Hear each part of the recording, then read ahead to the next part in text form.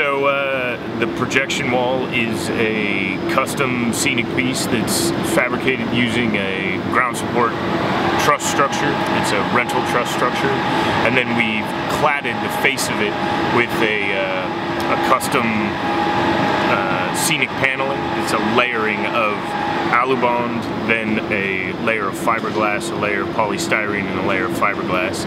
And basically it was an ability for us to have a really rigid panel that's really lightweight, that didn't actually require us to have any kind of framing to speak of around the outside. Each one of those panels is connected directly to the truss structure using a custom taper fitting and universal joint connection, and it all has quick pin connection, so when we're going to load out we don't need any wrenches, we don't need any tools, we can just pop one safety pin and pull everything down.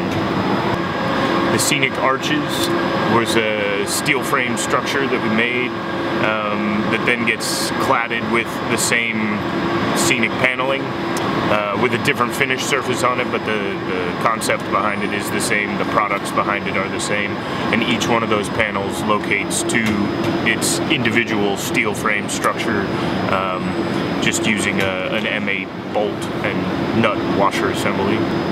Over the front of house there are 48 Kinetic Sculptures, and over the main stage there are 14 Kinetic Sculptures as well, for a total of 62. The Kinetic Sculptures are a custom RGB LED product on the inside, wireless DMX controlled, and then the Kinetic Sculptures are actually made out of a 2mm white polycarbonate plastic. The winches, the way the winches are actually operated, the winches are tied into our navigator console. We're receiving from the front of house lighting console an ArtNet patch that is, each winch is running off of 5 channels, so we have 3 DMX channels for RGB and 2 DMX channels, one for speed and one for position. So basically once we got the system all in and running, we were pretty much hands-off, and the lighting guys at the front of the house are controlling 100% of the system, and we're basically just there monitoring to make sure that the feedback on the system is working properly.